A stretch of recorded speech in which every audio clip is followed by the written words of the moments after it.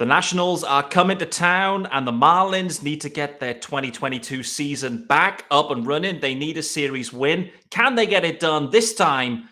We're going to dive into all of that and more on today's Locked On Marlins. You are Locked On Marlins, your daily podcast on the Miami Marlins, part of the Locked On Podcast Network, your team every day.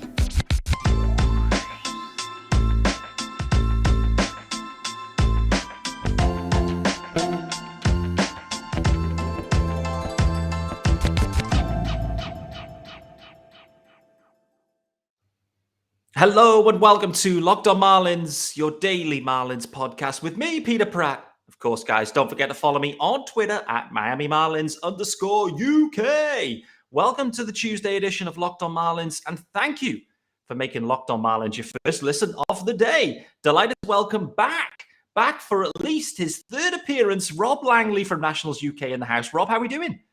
Hi Pete, how you doing, mate? I'm loving this new setup you've got. It is looking swish.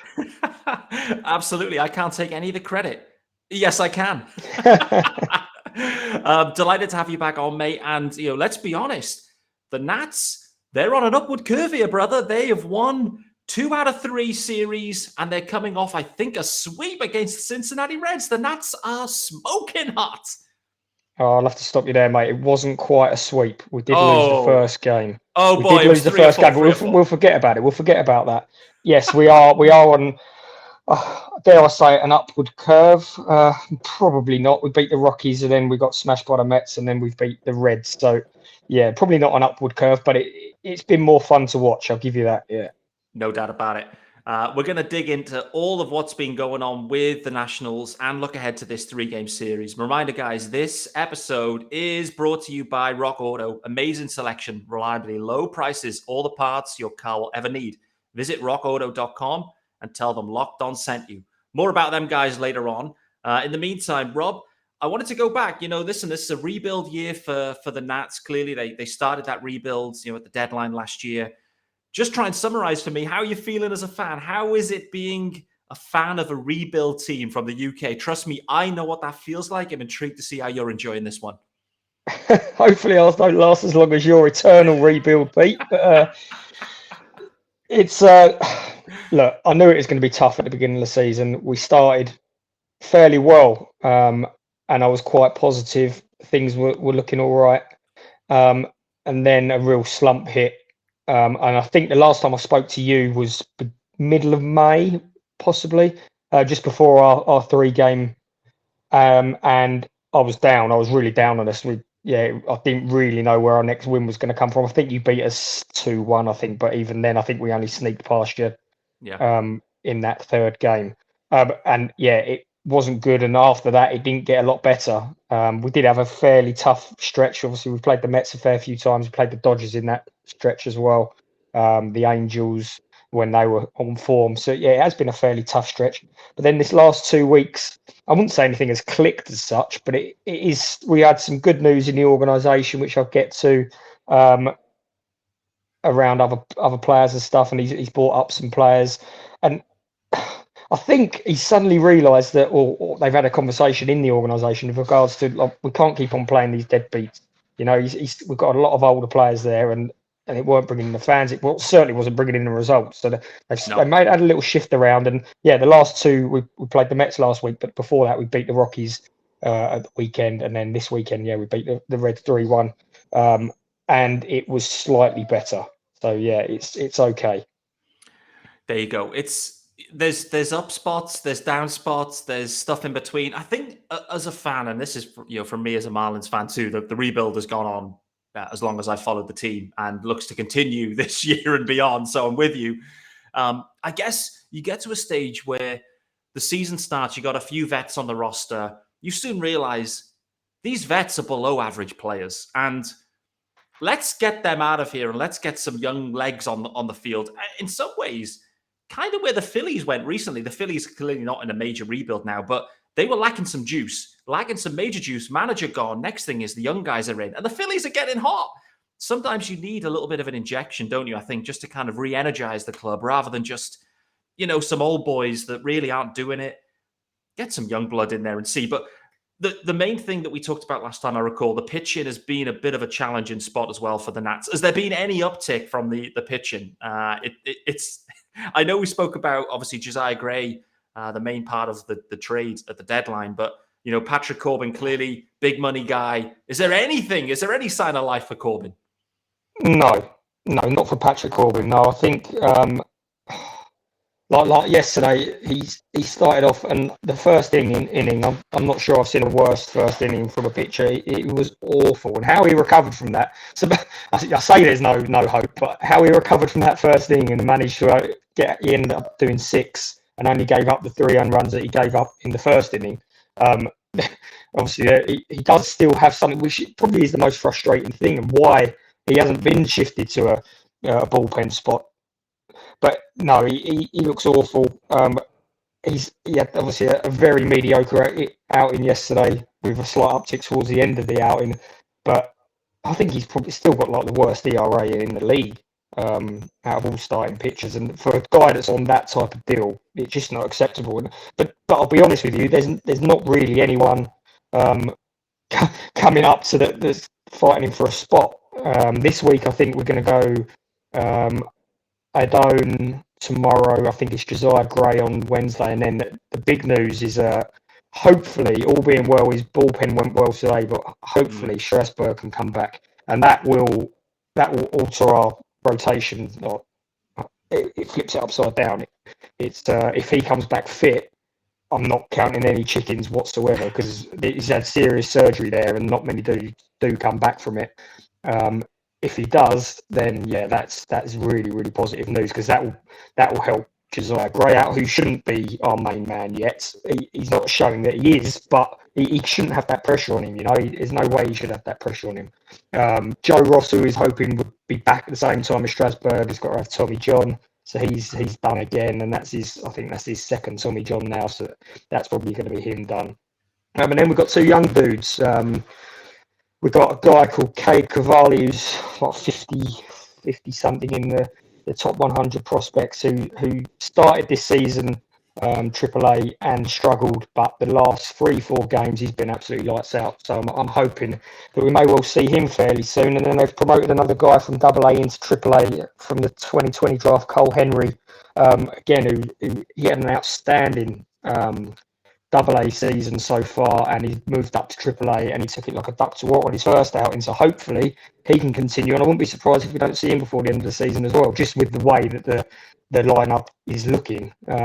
So yeah, it's more positive than what it was in the middle of May when I spoke to you, because I think Cavalli was in a bit of a bad stretch then as well in AAA. So yeah, there's a slight uptick there. Adone is up and down, but he's a young kid. He's so young.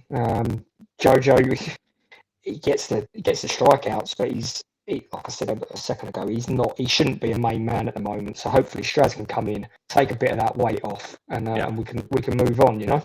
Yeah, I saw the news. I saw it pop up yesterday that Strasburg was, he's making some positive steps with some bullpen action, and was maybe slated. It wasn't confirmed. It's not confirmed that he's going to go on Thursday, but all indications were leading to Strasburg making his 2022 Major League debut against Trevor Rogers, I believe, on the Thursday game. So that should be a really enticing matchup.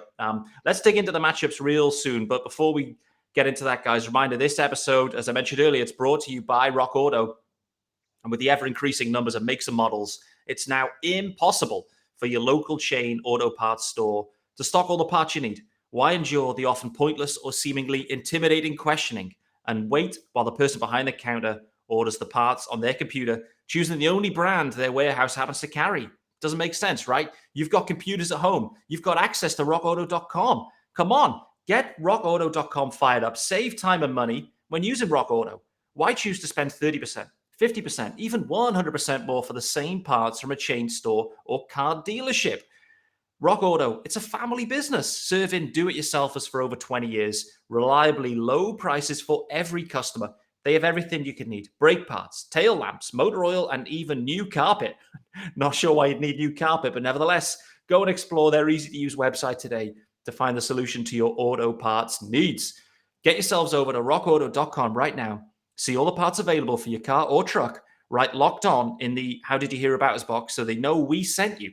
Amazing selection, reliably low prices, all the parts your car will ever need. It's rockauto.com. All right, Rob, you kind of teased it out. The matchups look set, I think, for these 3 games. And I think particularly if Strasburg is in there on the Thursday, this lends itself to a really kind of nice matchup where you've got Edward Cabrera versus Jonah Don starting things off today, Tuesday. So Edward Cabrera is making his second start of the year, coming off a real nice winning cause. You've then got Josiah Gray, Sandy Alcantara on Wednesday. What a matchup that is. Sandy has been absolutely scorching. And then it's TBD versus Trevor Rogers. But TBD could be Strasburg. So Strasburg, Rogers. It sounds really juicy. Like, the matchups do sound really nice. Let's dive into that Josiah Gray, Sandy Alcantara start, though. I think clearly that's the one that really jumps out at us, as Marlins fans too. What's Josiah Gray been doing the last couple of starts? Is he kind of really getting to grips with this major league level? Yes, but it's a slow one. It's going to be a slow burn for him. At the moment, he's got a tendency to give up the home run ball, and that's not ideal with a team when we're a team that don't hit home runs. So it's a bad mix. But there are definitely signs there, and he looks like a great kid. And all I hear is positive stuff out of the locker room from him. And he does put good starts together. He does get strikeouts, and that's what you need, isn't it? But like I said 5 minutes ago, there is no way that he should be taking the mantle of that whole rotation on his shoulders, and at the minute he is. No.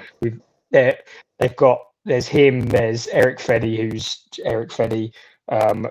We know what he's all about. They've got Jonah Don, who's even younger than Josiah. Then they did have Aaron Sanchez, who they've DFA'd. They've got a guy they called a guy up who played against the Mets last week, Evan Lee, who I really don't know much about at all, but he's sticking around in case I think Strasburg doesn't make it. These are guys that are just nobodies, and Josiah is the main man, and we're looking at him every 5th day to pull out a performance, and that's kind of unfair on him, to be honest. He needs to be able to settle in. He didn't play a great deal for the Dodgers before we signed him, so to then just suddenly be thrusted in a team that's like a crap team, all of a sudden expecting to win games, it shouldn't be happening, Yeah, exactly.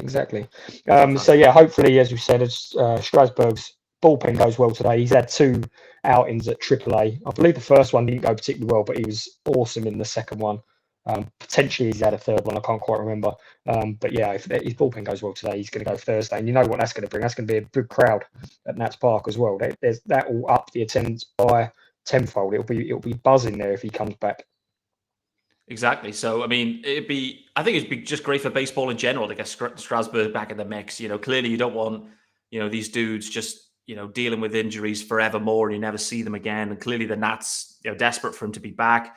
They're desperate for Patrick Corbin to be back to what he was. Then all of a sudden, if you get those 2 back, the 1-2 punch, then you can let the youngsters kind of, just learn their trade around them. And, they're around the clubhouse with these guys. They're vets. They know what they're doing. But the problem is if you've got a Patrick Corbin there that is struggling himself, it's hard for him to focus his time on helping out Josiah Gray or anyone else, Jonah Don, whoever it might be. It's just you're so focused in your own head about trying to get your own game right. So it's a really tricky spot. Let's flick it over though to the offensive side. When I kind of open up the stats for the Nats, surprise, there's 2 main guys that are really jumping out from it. If you look at it OPS wise, obviously Soto, is Soto in many ways. Feels like it's been a little bit of a sluggish start for him. Is that probably fair to say? Not quite as electric one, Soto. He had a home run game a few games back, but has it been a little bit labored this year?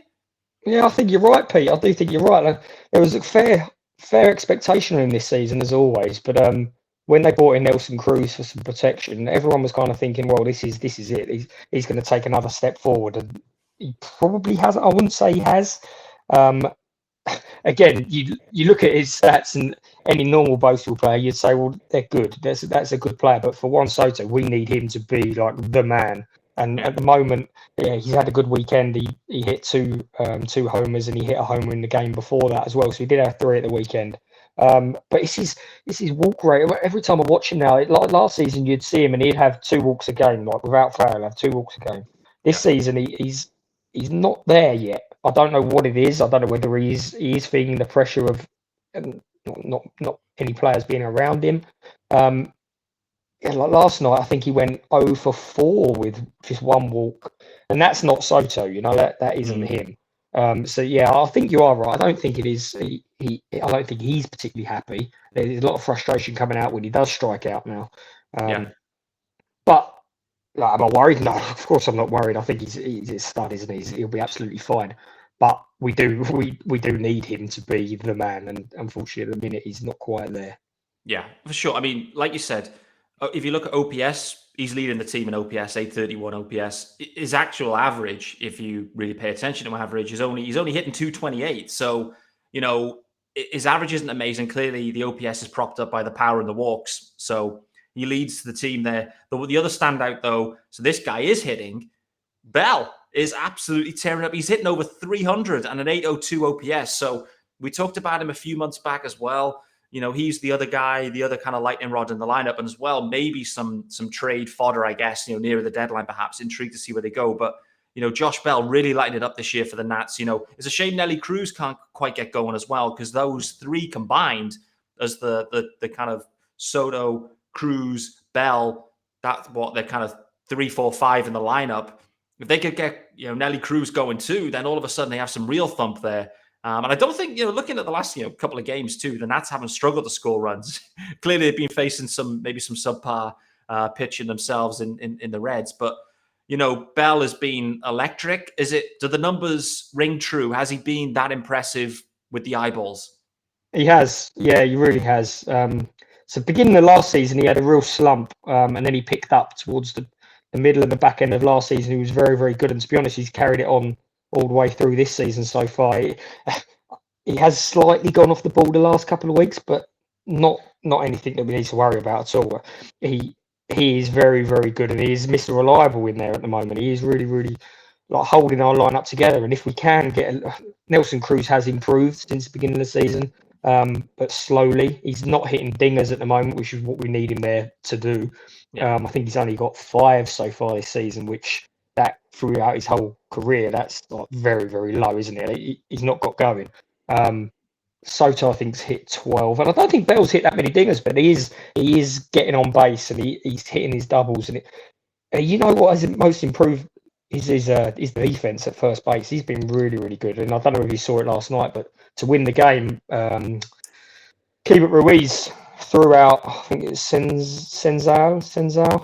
Senzel, threw him out at first base, and Josh Bell he's a big dude as well. He's like an offensive lineman, and he caught that ball and he threw himself on top of Senzel as he was trying to get back to first base. It was a great play, and that's really improved. So I'm really pleased with him. And obviously he's out of contract next season, but he's one of the guys I would really like us to make a plan and try and keep him. I know we're in a rebuild, but you do need to try and keep some of the guys. It's no good just trading away everybody. No. I do think that we should try and re-sign him because he's been good for us. He's been really good for us. Yeah, agreed. I like you said, I mean, you need someone to build around. You can't just have Juan Soto and nothing forevermore. So, clearly they're going to look to extend Soto. I think that's one of the key storylines, will be a key storyline until they make that happen. I think they will make it happen. But nevertheless, Soto's going to want some indication of where the franchise is going and just to continue dumping the best guys. Next thing is Bell's out of here. Okay, well, who's left? Keibert Ruiz and, a few other youngsters. It's a tough sell to Juan Soto for sure. I want to get into Keibert Ruiz specifically as well after this, because I think he's had a real nice start to the year, and I'm impressed with what I've seen thus far with him. But before we do that, reminder, this episode is also brought to you by Built Bar, guys, and it is caramel brownie season. Don't you love a chewy chocolate brownie? What about a caramel brownie with a caramel swirled on top? So good. What if I told you can have all that chewy chocolatey deliciousness plus 17 grams of protein? 17 grams of protein. You're in luck, because caramel brownie bars are available at built.com right now, and you got to act fast because they're a fan favorite. Forget about dessert. These are better than dessert. Put the macros are unreal. 130 calories, 17 grams of protein, and only 4 grams of sugar. I would replace a regular brownie with Built's caramel brownie bar in a heartbeat. So, if you're liking what you're hearing, get yourselves over to built.com. Use promo code LOCKED15 as LOCKED15 to get 15% off your order. Rob, let's kind of round up here then. Keibert Ruiz, I've been really impressed with what I've seen. I think, listen, if you can get the catcher spot locked down, I think that's a massive part of a lineup of a club in general. We kind of look at, and as a Marlins fan, when you had JT Realmuto in town, you can build around that kind of dude. Do you see Keibert becoming that kind of guy for the Nats moving forward? I do. I've been really, really impressed with him. Not a massive power hitter, which he did come with a bit of a reputation of being able to hit, but I think that was obviously in the affiliates. So he's only hit one home run, I think. But I'm telling you what, he's got a gun of an arm. Yeah. He's got an absolute, and that's what you want to see a catcher do. You want to see a catcher put pressure on the offense, don't you? You want to see him try and throw out, and when he only tries to throw out, he gets close a lot. Last night he had caught two guys stealing. And he puts pressure on him, and he looks like a fun dude. He's young. He's so young, so he's got plenty of room for growth. And we can't forget that he's only 23 years old. It's got to be a tough. I'm no expert on it, but he's got to be a tough position to learn. You know, if you're dictating the pitches whilst concentrating on your own game as well, it can't be easy. So yeah, I can't wait to see this guy grow with us. I think he's going to be an absolute star. Me too. I'm completely convinced of it as well. I thought at the time I loved the acquisition of him as part of this trade. And yeah, like I said, I just love if you can lock down the catching spot with a really solid defensive catcher, but also someone that hits. I mean, it's such an asset to have. And I think the Nats really have someone there in Keibert Ruiz. So I'm really excited. Rob, let's kind of wrap it up though here. Where are you seeing this series going, though, mate? I mean, some of those pitcher matchups are interesting for sure. I mean, a series win would be nice, I guess, for the Nats, but just some fun baseball too. How are you seeing this playing out, though? Yeah, I just want to see progression from the weekend, really. They called up a young shortstop, Luis Garcia, when Escobar got injured last week. They called him up and he had a really, really nice weekend. I think he had 6 hits over the weekend. So I just want to see more progression from him. I'd like to see Josiah Gray move on and have a good outing, especially against Sandy. You know, if he can push Sandy pitch for pitch, then we know we're onto a good thing, because we're not going to get a lot out of Sandy. So Josiah's going to have to be on his A game for us to get anything out of that at all. Same with Adone. I want him to keep building on. There is something there. It's not like I'm watching a deadbeat pitcher out there. There is something there with Adone. I'm not quite sure what it is yet, but there is something there. I'd like to see Soto start walking the bases, get on base, get on base each time. You know what? I said last time I thought we'd get swept, and I think we nicked one game. I think that we could potentially sneak it 2-1 if Strasburg comes back fit and is raring to go on Thursday with the buzz around. If he doesn't have any injuries, I think he could easily win us the game. And then I don't know about this Eddie Cabrera. You've always been raving about him, haven't you? He's a young dude. I'm looking forward to seeing him tonight. So that we'll have to wait and see. I'm with you. I mean, the reality is, if the Nats are going to win this series 2-1, I think I know the 2 games they're going to need to win. It's going to be Tuesday and it's going to be Thursday. I mean, Sandy has just been sensational. He's just an absolute Rolls Royce, and it's 1 run or less, 7 innings or more. Like, it's just been sensational from Sandy. So I mean, one of the other kind of key storylines too. They started this in spring. The kind of Juan Soto, Sandy Alcantara rivalry probably isn't the right word, but you can see there's extra juice when Sandy's pitching to Soto, and Soto feels extra juice when he's hitting against Sandy. I think he's taken Sandy deep at least once this year, if I recall. So I'm intrigued to see those matchups too. And it's a big series for the Marlins. Like you said, Eddie Cabrera going tonight.